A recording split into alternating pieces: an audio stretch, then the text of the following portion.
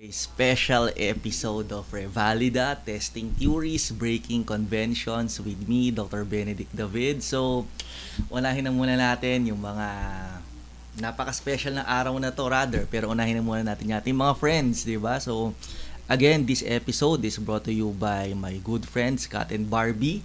Home cook meals, nasa Viber po yan. Nandun sa detalye ng ating screen, yung contact details nila. And Happy Kids Art School, again. So, yan ang mga kaibigan natin na tumutulong upang mabuhay ang Revalida sa industriya ng broadcasting. And shoutout ulit kay Kuya Chot, ang ating mahusay na technical expert dito, si Tito Hill, ang isa sa mga pioneers ng insurance industry sa Philippines. Nag-segment ako dyan 2 episodes ago. I described how he co-founded, one of the founders ng insurance industry sa Philippines, and it has come a long way because of him. And of course, si Mami Mel Elizalde, ang ating butihing CEO at napakabait na CEO nitong ating company. Ayan, so ngayon ay special episode, and because of that, I will break the rules of broadcasting for today by, well, it's not a sponsor. I bought this one by drinking coffee every now and then, by drinking a frap every now and then. Hindi po to sponsor, ha? I wish. Pero I'll break the rules of broadcasting by drinking coffee every now and then in public just for today. Hindi naman siguro kami masisita ng KBP ngayon. Saka, sino ba naman ako? Sabi ko nga, hindi pa ako sumisikat na broadcaster, nalaos na ako. Diba? So, yun. So, ano bang meron ngayon? Well, salamat sa mga birthday greetings. Kaya naka-pink ako ngayon. Naka-fuchsia pink ako ngayon. Too many to mention, pero salamat po sa mga birthday greetings. It's my birthday today, pero syempre tuloy-tuloy pa rin ang ating pag-share ng knowledge. Pero ngayon, nahaluan natin ng konting personal. So, for this episode, gagawa natin siya ng tinatawag natin na I will share, hindi naman todo marite sa buhay ko, no? I will share a part of my life.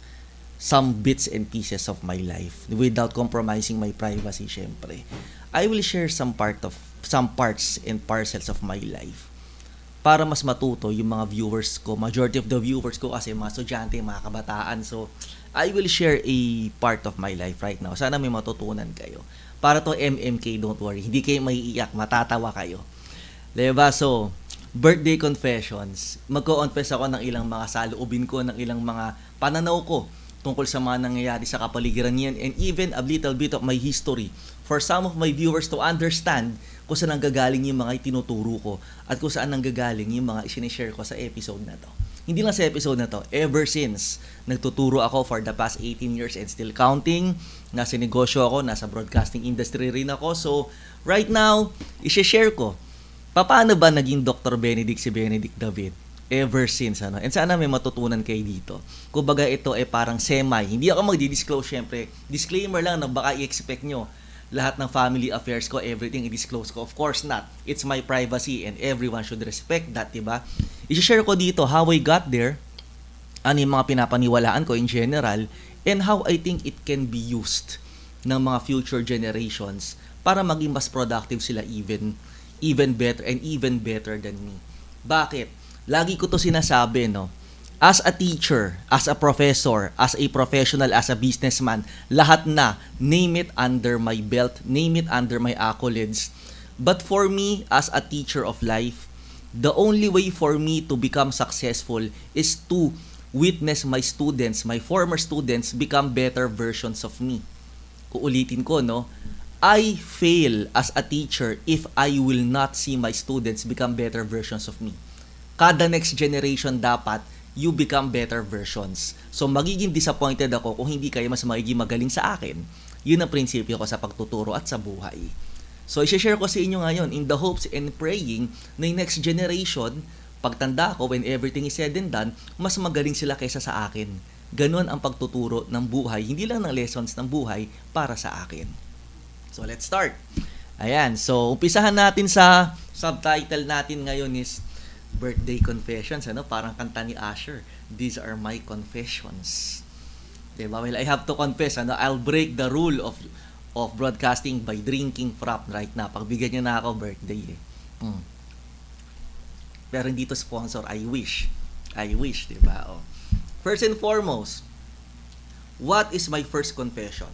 My spiritual life journey, or if I may call it, my spiritual and life journey.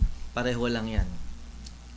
I got some flack recently, and I am always asked, I have always been asked this question, Benedict, what is it that you believe?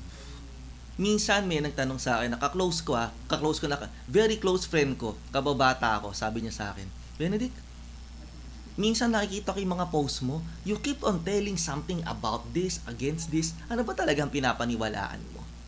What's your religion? What's your spirituality? What do you believe in life, Benedict? So ako, I'll be honest, no? What do I believe in life? Unahin natin sa spirituality. Again, baka in-expect nyo, simula pagkabata, kikwento ko, of course not, hindi, private matter ko yon. Yung mga pinapaniwalaan ko lang.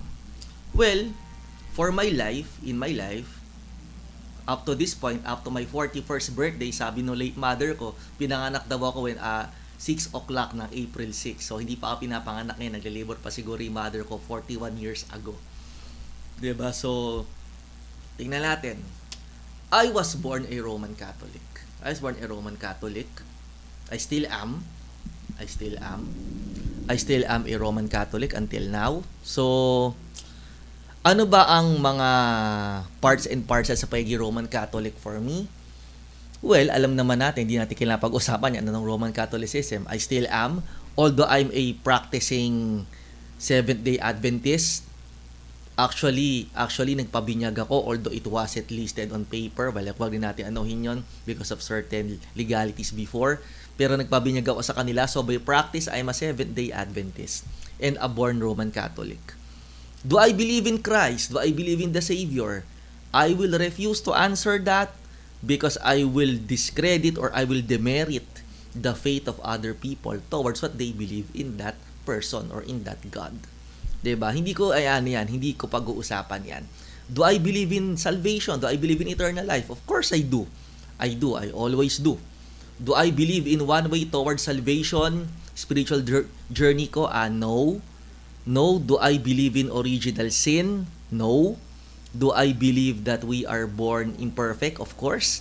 Do I believe that we need salvation? No, I don't. I believe that we are born right the first time, and what we need to do, ulitin ko lang I believe that we were born right in the first time.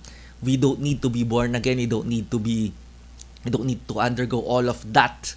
What we need to do is to become better versions of ourselves every single day so that we can transcend and that we can partake and share our wisdom and our goodness to other people so that we can influence them positively. Yun ang pinapaniwalaan ko.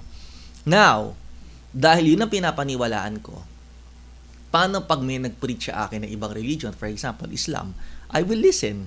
Meron nga dito segment dati, yung Islam ang solution, inabutan ko pa siya, andito naman siya sa Elizalde Broadcasting. Meron kami dati segment, inabutan ko siya, Islam ang solution. And it was a very good segment. Marami akong natutunan, pinapakinggan ko yung anchor. At marami akong natutunan sa kanya na nai-apply ko sa buhay ko ngayon. Diba? So, si Kuya Chot, if I'm not mistaken, sociology ka, Kuya Chot, diba? If I'm not mistaken, sociology siya, naintindihan niya, nagkakaintindihan kami dyan on the aspects of life. Ako philosopher ako by academic profoundness, philosopher ako. By practice, negosyante. Pero nagkakaintindihan kami, bakit? Kasi there is no straightforward way towards salvation. Pinapaliwalaan ko, Kristiyano ko Pero for me, I respect and I do adhere to principles and beliefs that will make you a better person. Saan kasi mixture yan Mixture sa akin lahat ng bagay. Hindi lang basta naniniwala ka, dapat isinasabuhay mo rin. Doon ako hindi naniniwala minsan, kaya non-religious ang paniniwala ako Kasi minsan sinasabi ng iba, Benedict, faith is enough para ma-save ka. Itatanong ko sa kanila, do I need to be saved in the first place? From which do I need to be saved from?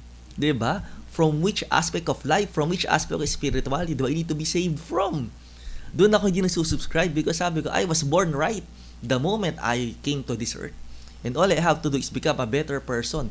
And you don't need to believe exclusively on one for that matter. Basta may pinapaniwalaan ka na creator na lumikha ng lahat, at yung creator na yon ay naniniwala ka sa good and evil, at you wish to side and you practice to side with the good side, that's life. And that's fine. Diba? Parang ganito yan eh.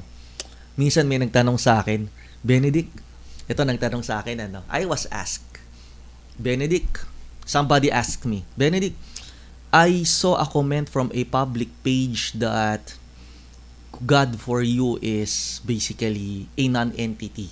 My answer is yes.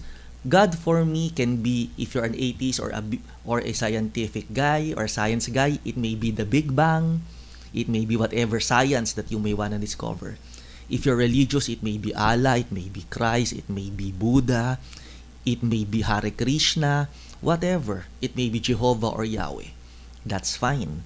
As long as you believe that there's a supreme being, a great architect of the universe, higher than you in all of creation, that is fine. If you believe that nature is God, that's also fine.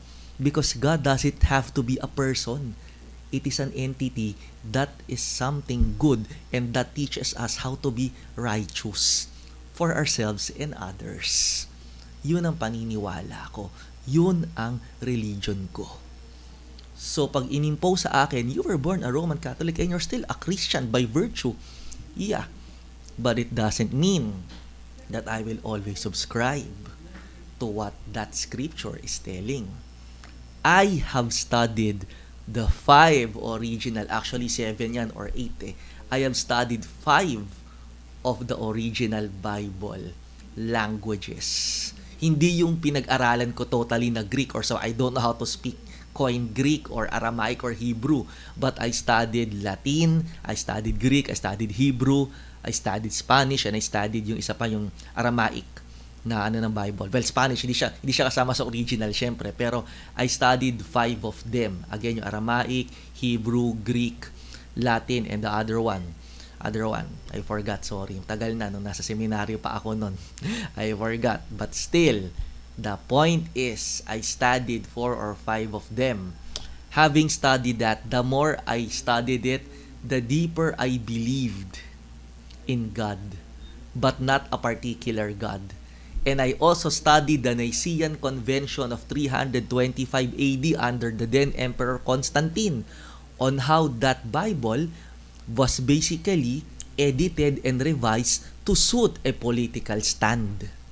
So the more I tend to learn about it, the more or the much deeper I came to understand about God. Ulitin ko, no? Having studied the languages of the Bible in the original language, hindi yung English, I came to know more about God. But I also came to know that not all that was written was true. I'm sorry. Hindi siya sola scriptura for me. But does it mean that I don't respect them? Of course I do. Marami akong kinukuhanan sa Bible. Kristyano pa rin ako by practice and by virtue. Diba? But it also means that I respect other scriptures like the Quran, like the Torah. I also read some parts of those holy scriptures and I apply that to my life. And that is my spiritual journey. E ano naman yung life journey ko? I believe in what Abraham Lincoln said, that when I do good, I feel good. When I do bad, I feel bad. That is my religion. Yun ang pinapaniwalaan ko. Balanse sa akin ng deeds saka ang faith. Ngayon, you might ask me, Dr. David, ano ang purpose sa mga pinagsasasabi mo sa buhay ngayon? Sa akin is, in a world that is filled with discrimination and religious stereotyping, if I have one birthday wish that is not for myself and that's for the world, I want every people in the world, or I wish that every people in the world will become tolerant of what they believe.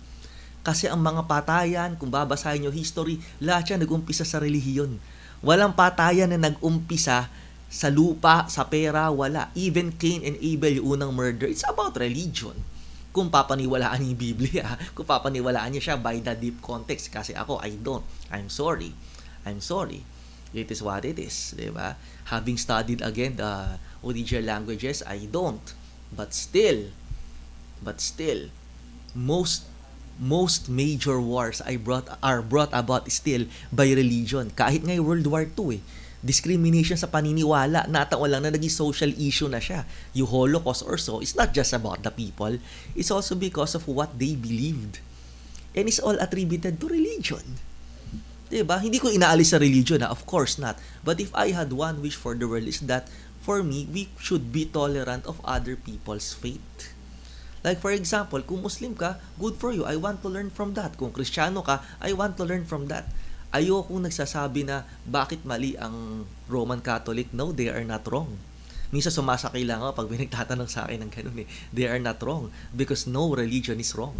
It's just a matter of how are you going to get there. Every religion is right as long as hindi yan kulto na magsusuicide kayo ha. Alam niyo naman siguro ibig ko sabihin, di ba? Minsan binabara ko pag napipikon ako kasi sinasabi ko, at least yung Roman Catholic, they do charity and they do good deeds. Eh, yung mga Christian, yung mga pastor na may hinihimatay pa, natatawa ka doon. Diyos ko, obvious naman. Ayoko na lang mag-comment. Yung mga nakapagpapagaling pa, mapapare, mapapastor, I don't believe on that. For me, it's still your relationship with God that matters. Ang nagpapagaling sa'yo yung faith mo. Minsan nga natatawa ka, I was able to... Minsan may nagsabi sa akin, Dr. David, I was able to regain myself and to rediscover myself because of the church. No, you did not. Dopamine dump lang yan. Alam niyo yung dopamine, yung happy hormone.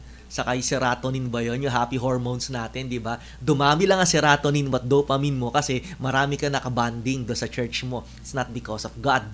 It's not. It's because of the people and it's still because of you. Don't get me wrong, ha? Yung mga ganung bagay kasi, lagi tayong praise the Lord for all the blessings. No. You acted on it. You had the goodwill on it. May initiative ka to do good. Pinagpala ka ni Lord kasi nag-initiate ka. Yun ang tama.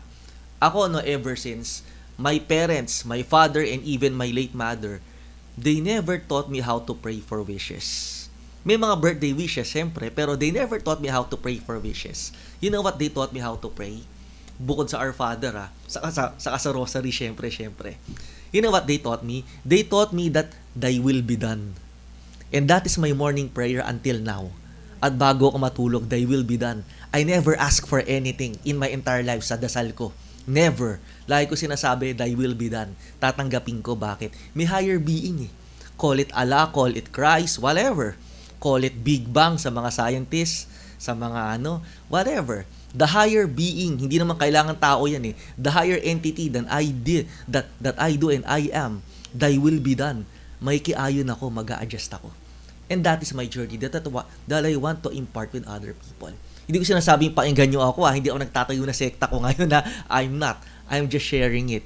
Because for me, what you do towards other people is still the things that matter most in life. Kasi that will reflect your values. Do you need religion in the first place to become a good person? No. All you need to do is to analyze your deep guilt and your deep conscience. Lahat tayo binigyan ng konsensya. Generic yun. Ako naniniwala ako sa karma eh. For example, ganito. Hindi na ako magkikwento, baka ma-cyber libel tayo. Summary na lang.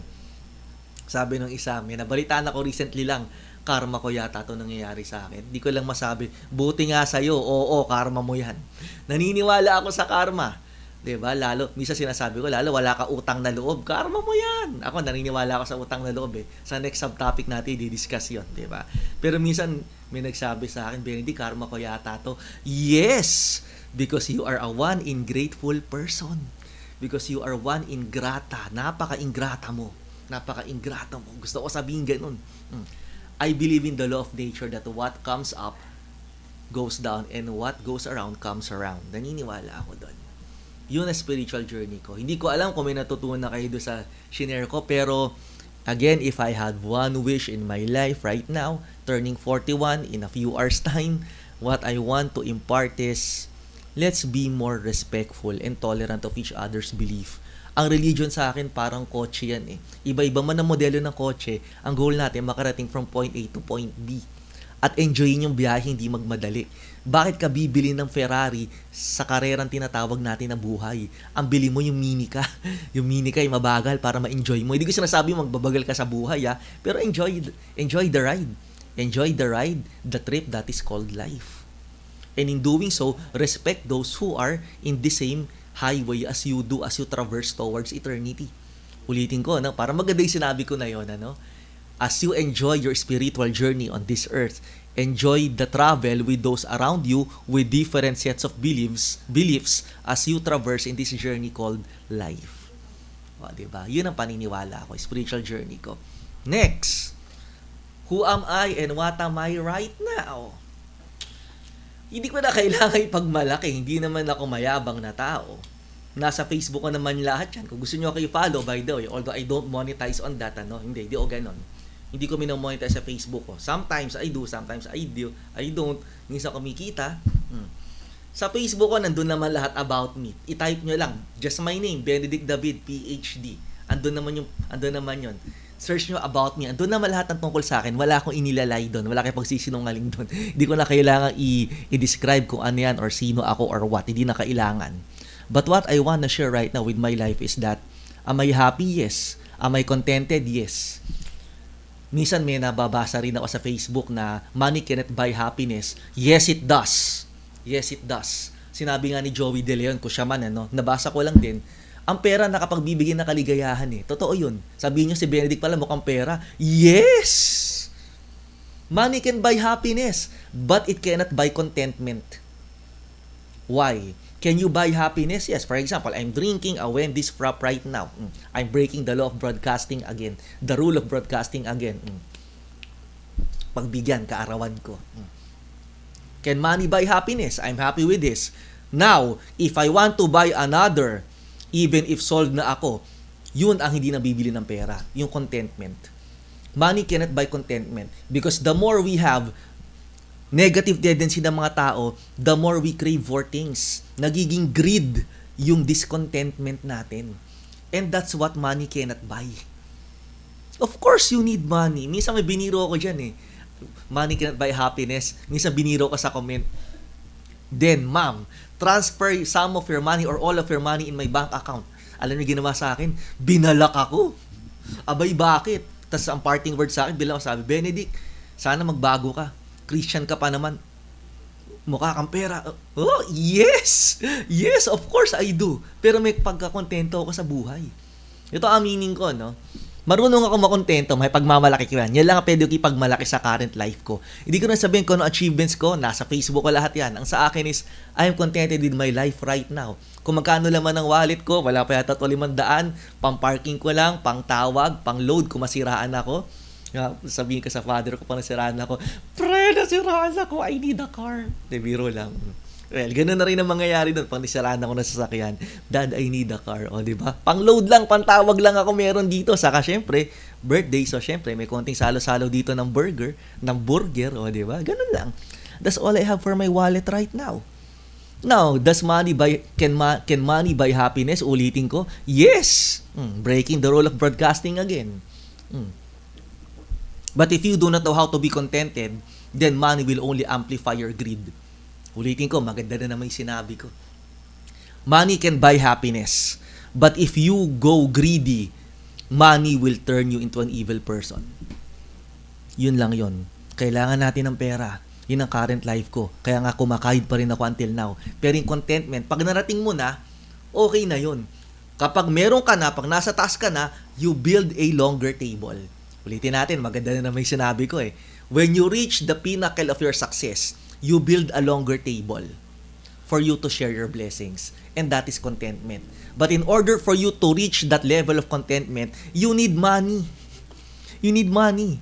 Because you will go nowhere without the resources. Sinabi ko sa previous episodes ko, di ba? Ganun lang yun eh. Magpakayaman ka muna bago ka makontento. Then pag mayaman ka na, lagi mo yung limit sa sarili mo. Siguro okay na to. Secured na ako dito, pati mga anak ko. Then you go helping other people. You cannot help if you are not capable. Sinabi ko sa previous episodes ko. I think sa 3 or sa 4 do sa insurance thingy. Diba? You cannot help when you are not able. Hindi ka pwedeng tumulong kung hindi ka capable. Tulungan mo muna yung sarili mo bago mo tulungan yung iba. Kaya nga responsibility, diba? Response and ability. You cannot respond if you do not have the capability to do so. Diba? Ano pa?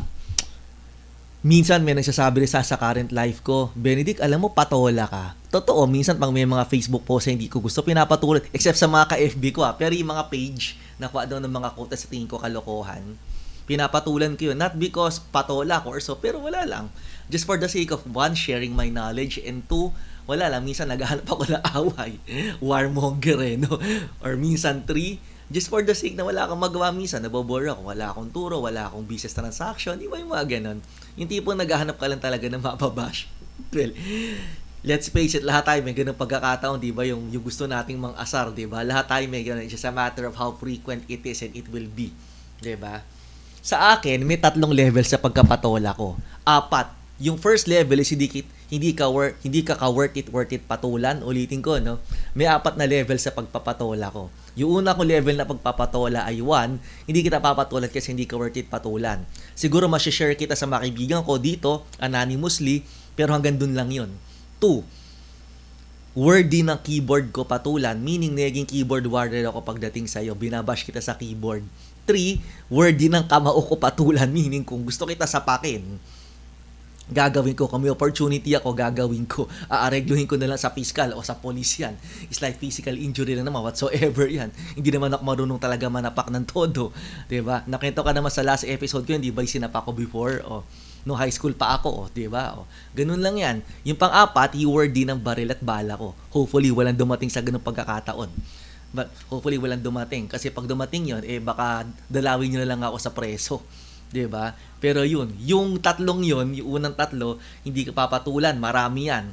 Pinapatulan ko sa keyboard, marami rin yan. Gusto ko patulan gamit ng kamao ko, marami akong gusto, kaya lang wala opportunity. Iba nga, babae pa. Kaya lang, kung hindi lang babae, syempre, alam niyo na pag babae. Kung pwede lang, sa totoo lang, minsan alam niyo iniisip nyo. Ito, no? Minsan kahit babae, gusto mo sapakin, kaya lang babae siya, naawa ka pa rin. Pero gusto mo sapakin, diba? Yung sobrang ingrata, sobrang buwisit, sobrang buwisit, sobrang matigas sa ulo, sobrang pasaway, sobrang basher. Gusto mo sapakin, kaya lang babae siya, hindi niyo magawa. Marami akong kilalang ganun. Actually, kaya hindi ko gagawin, di ba? Mamaya, 6 years yun, dadala, babae yun di ba? Di ba? So, yun ang current life ko. Siguro kung napansin nyo, ba mo to si Benedict, yung current life, puro pambabash at puro kalokohan na sinasabi. Well, I just have fun in my life. I just wanna have fun with my life. Diba? And I feel contented with my life. Kaya puro kalokohan na sinasabi ko because I am contented with what I have. Ito, aminin ko. Doon sa gas station ko sa Powerfill, ito, wala naman tong I earned 5,000 a month. 10,000 pinakamalaki na yon. Hallelujah na mag-post-pandemic. Nung pre-pandemic, mga 20 mil or so. Bubuhay ba siya ng pamilya? Bubuhay ba siya ng tao? Hindi.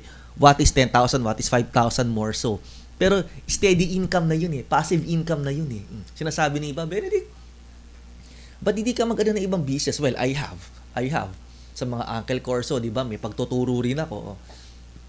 I have. Pero kontento ako doon sa nare-receive ko so far kasi sa akin naman is hindi mo dadalhin sa hookah yan As long as nakakabili ako ng frap, nakakabili ako sa Starbucks, nakakapag Jollibee ako sa Okada, dumayo pa talaga ng Okada para mag Jollibee Tawag ko na pang nasa Okada ka, medyo social, Jollibee.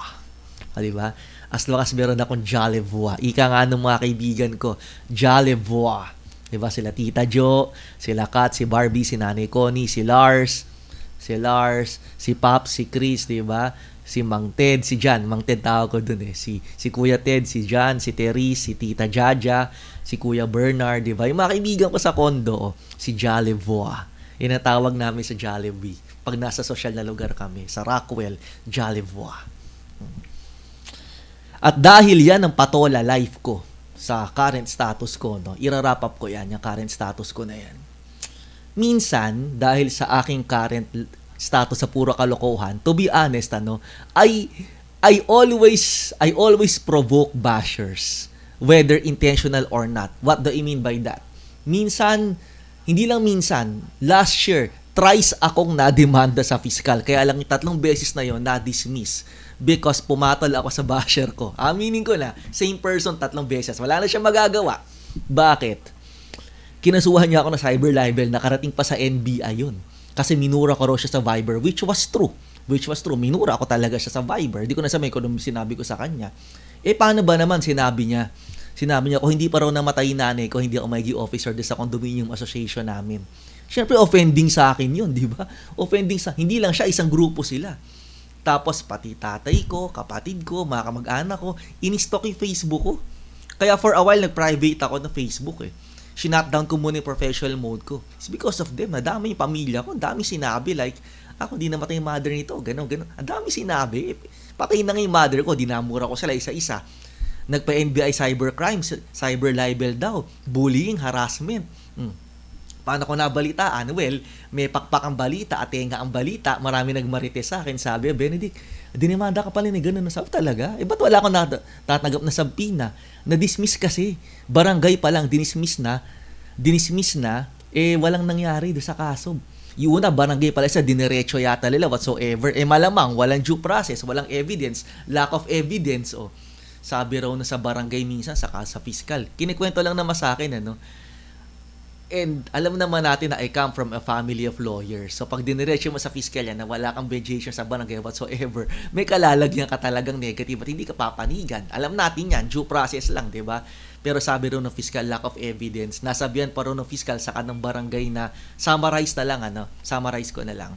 Sabi raw sa kanya, miss so and so. Sabi sa kanya, nagpa-cyber libel ka, kaya ka pala namura kasi binash mo siya, kung balikan ka rin kaya niyan. Mr. So and so, Kaya, nung nag-complain kayo, kaya pala, sinabi nyo, dinamay nyo, patay na kay nanay niya, dinamay nyo pa. Syempre, mamumura nga kayo niyan, syempre, ayusin nyo na lang. So, pababa siya ng pababa. Hanggang hinamo na lang niya ako, harapin ko raw siya na parang lalaki. Sabi ko, hindi ako lalaki. Hanggang keyboard lang ang pwede ko patulan sa'yo. Ganun lang yun. Ginoko na lang siya. Wala siya nagawa. May nagawa siya, wala. Nakatatlong punta siya. The nerve and the effort just to put me down. And yet, I'm still here. Tatlo daw, allegedly, sa fiscal. Actually, isa lang yun. Kasi the next time, hindi mo na siya pwede anuhin. Once na-dismiss yung isang kaso daw, wala na yun. Correct me if I'm wrong sa mga kaso sa mga kaibigan o abogado, no? Pero sabi ni Father, who's a lawyer, sa akin din, sa pag-aaral ko ng law, once na-dismiss na yan, wala na yan. Lalo sa fiscal level pa lang. Lack of evidence, wala naman talaga Dahil lang doon, away magkapit bahay. Di ba? Sa barangay nga, winave ko na yun. Pinatawag din ako sa barangay. Nagpa-affidavit pa ako, sabi ko. Hindi ako pupunta, gusto may demanda mo ako diretso. Walang nangyari. Bakit? Kasi away magkapit bahay. Dilobas yung totoo. Kaya naman pala, sinabihan mo na, pasalamat ka, namatay yung nanay mo, kaya ka naging bored. Diba? Doon pa lang ako, willing ako mag-open ng Viber ko sa cellphone ko, willing ako mag-surrender sa NBI. Siya ayaw niya. Ganun kasimple. Hanggang pangbaba siya lang sa kondo ngayon. Pag nakita ko siya, gawagano na lang ako. Tawag ko doon Shrek, saka si Fiona. Yan ang current life ko. Siguro iniisip nyo ngayon, itong anchor na to, puro kalokohan. Well, puro kalokohan because I'm contented. And I want to share the idea that life is all about contentment. Matuto tayong makontento. Because if we are not going to be contented, greed will fall into place. Greed will take the best out of us and we will become the baddest person that we can be. Matuto tayong makontento sa buhay. Yun ang gusto ko i-share dito sa part na to. Now, last 5 minutes. Where am I heading? May kasabihan tayo na mahirap mag-share ng buhay mo. Mas maganda pa raw mag-share ng buhay ng may buhay kaysa sa buhay mo kasi baka yung plano mo maantala. Naniniwala ako doon, syempre. Baka mamaya magbitaw ako dito na plano ko, hindi matuloy, di ba? Either isumpa ako ng mga basher ko, kulamin ako, or hindi will nung supreme being ni God, di ba? Hindi niya will.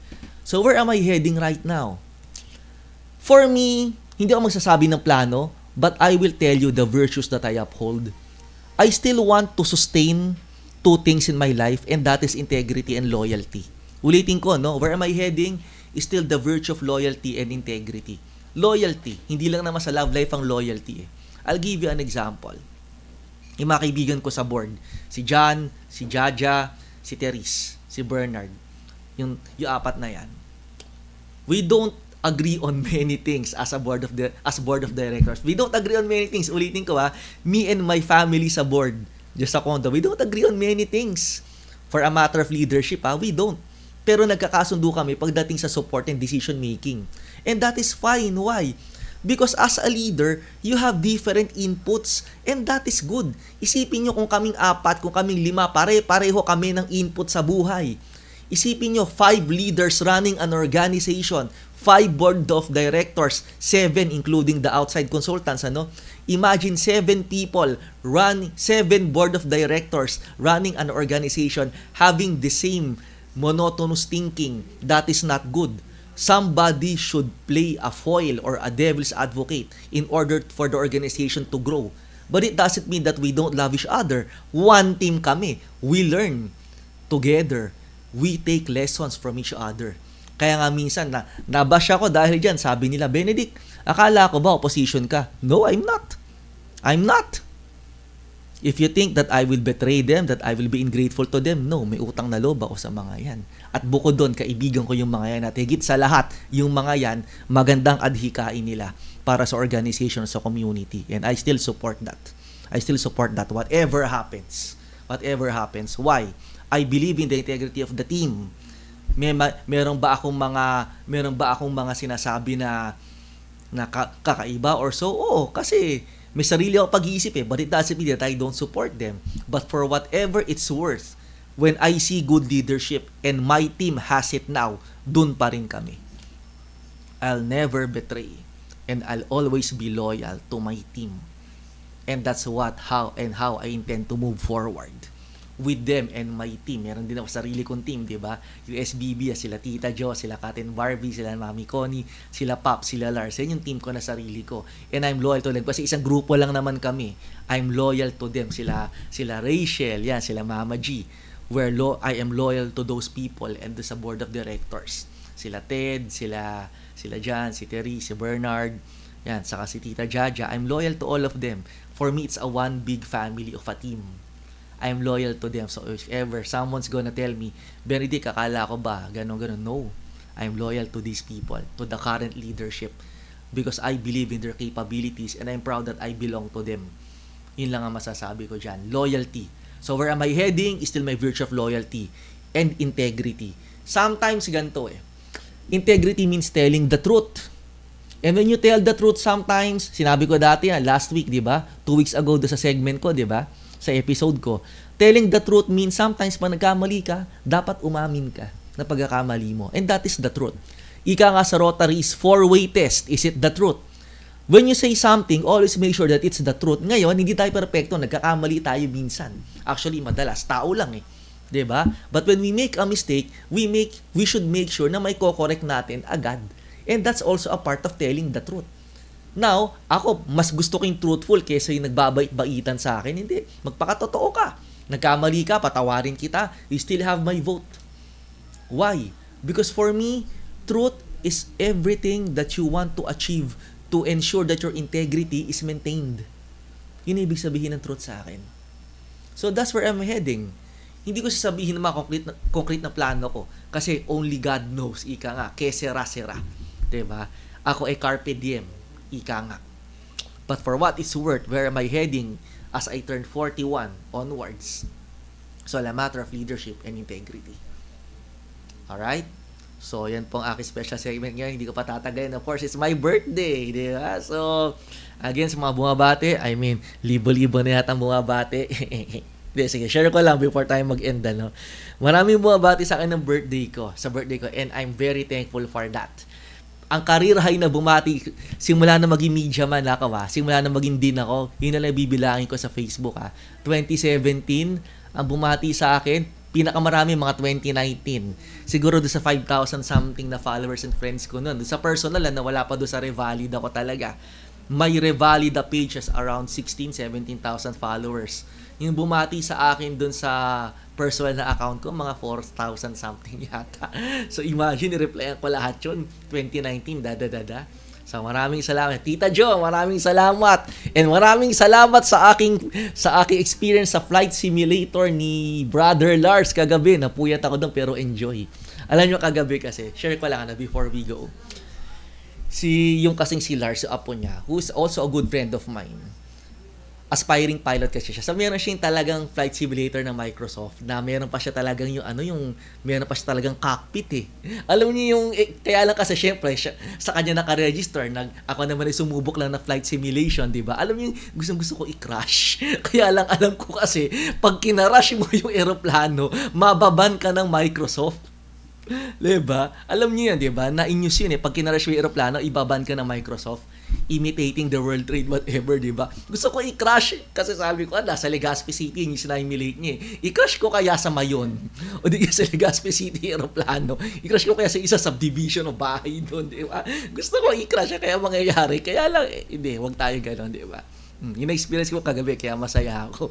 Masaya ako kagabi. Saka may nakarma akong kaaway kagabi. Hindi, just kidding. Just kidding on that. Baka ma-cyber libel tayo eh. Anyways, ayun. So maraming salamat po and salamat sa greetings and I hope sa pag-share ko ng a little bit of what I believe may natutunan po kayo.